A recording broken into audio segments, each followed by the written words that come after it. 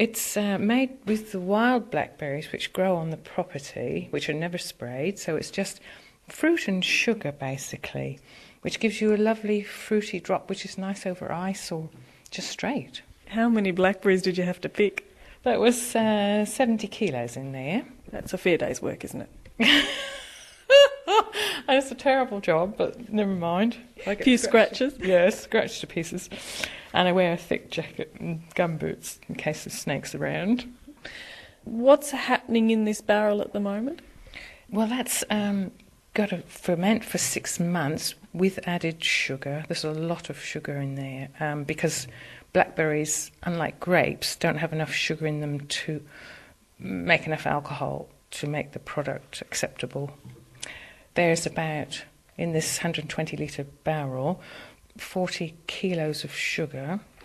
And so that'll ferment there for 6 months. It'll be racked 3 times, hopefully. What does racked mean? That means that when it settles, all these little fruit particles that will be in there, even though I've strained it, there's still fruit particles, and the yeast will settle on the bottom, and then you rack off the clear wine on the top. And if you keep doing that, you'll end up with a beautiful crystal clear product at the end.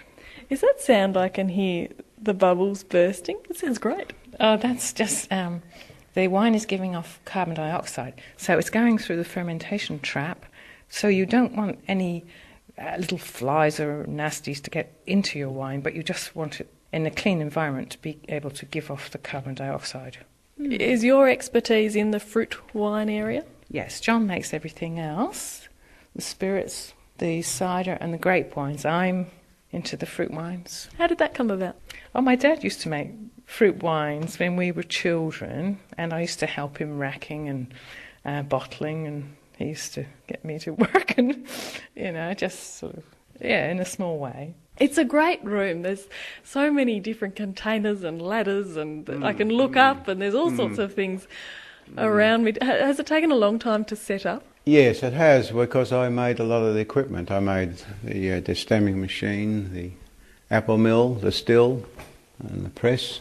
And, of course, Ruth and I built the building. Ruth mixed all the concrete. Well done, Ruth. Yeah. How many different things are you making then here? Well, cider, we make the cider, we do. So cider, and it's Pinot Noir, Gamay, which is a variety of grape. The French make Beaujolais from Gamay. We can't say Beaujolais.